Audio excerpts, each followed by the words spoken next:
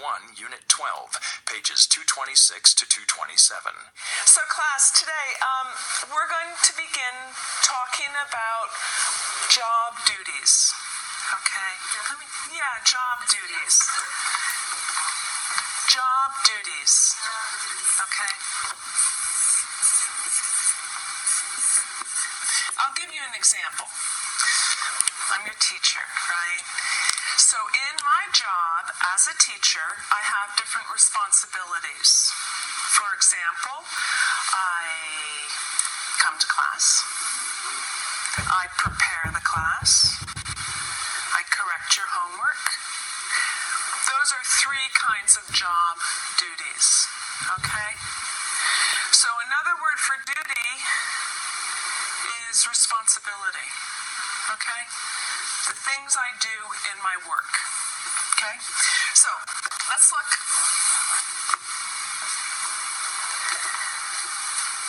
We're going to look at pictures of... Now, can you see that? Is that okay? Everyone see that?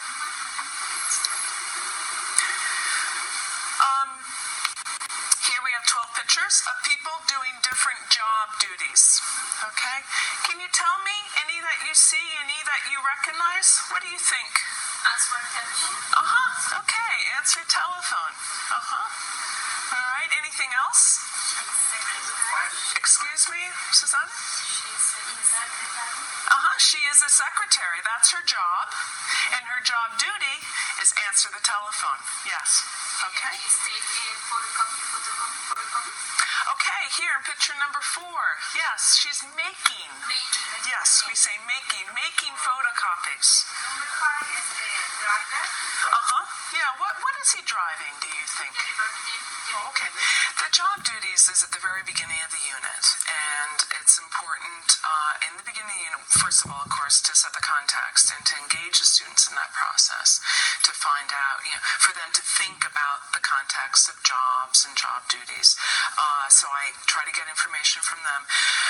Very importantly, too, it gives me an opportunity to see what they know and what they don't with the vocabulary.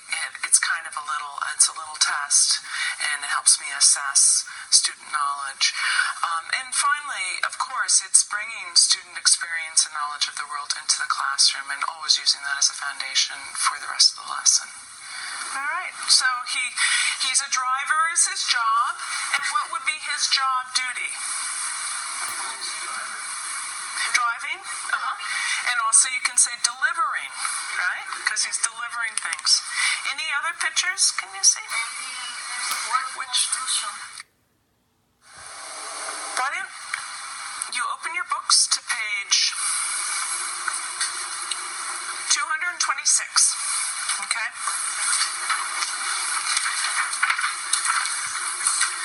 So open your page 226, okay? And we're going to look at those pictures. Very important now. I can even give you one of these. Take a card, please. Hide it. Okay, we're going to hide the key. All right, so here's some cards. Pass them around. Moises? Sarah has students cover the words on the page and listen to the pronunciation. So you listen to them once.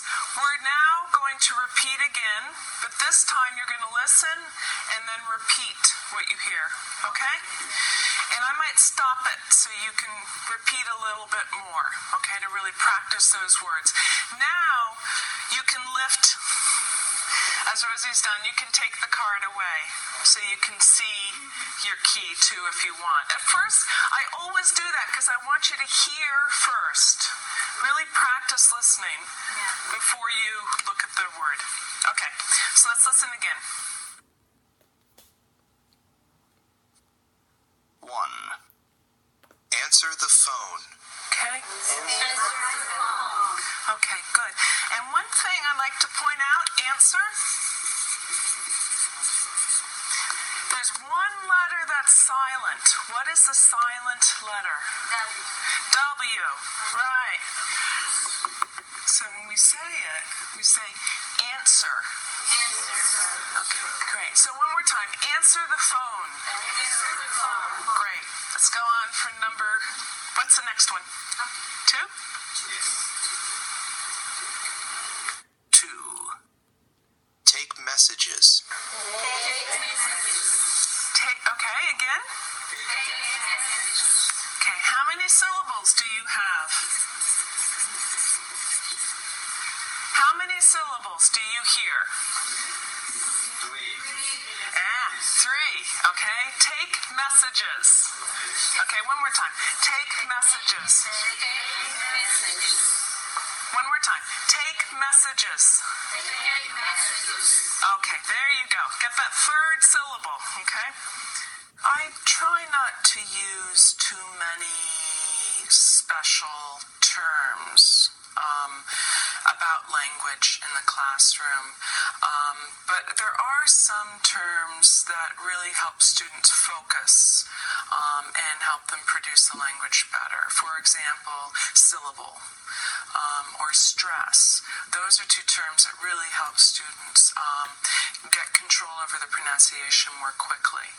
So, for example, the word is messages, and students might want to say message or message.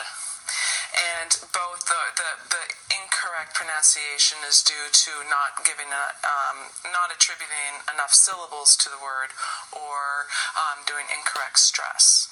So just by using those 2 operative terms, students can gain a lot more control over their own pronunciation. And it gives us a common vocabulary to use in the class, and it's then more efficient, because I'll just say how many syllables are in this word, and that immediately focuses them on the pronunciation error. 6. Lift heavy boxes.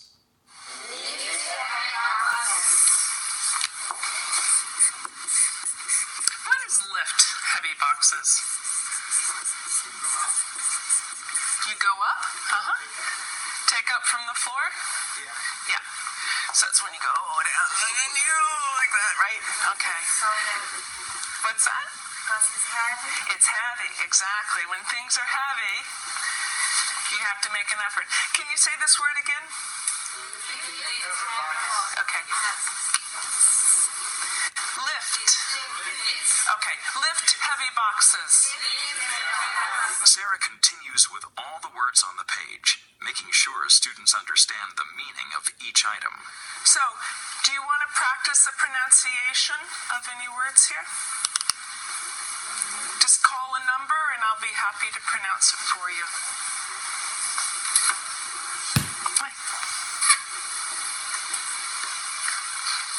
Any number you want to practice, Clay? Ready? What's the number 9? Number 9. Fix things. You see how my tongue presses on my teeth? Things. I can pronounce S, like you can fix things. Yes, you do pronounce the S on the X. Yeah, fix things. Yeah, that's what makes it difficult to pronounce. Yeah. You don't pronounce the S. Yeah, you need to, generally in English, remember always to pronounce the end of the word. So fix things. Yes, so you have 2 S sounds. Any other number you want to practice? The pronunciation is help, number 12. Okay. Help. Help. Can you say it again, Suzanne? Okay. Remember?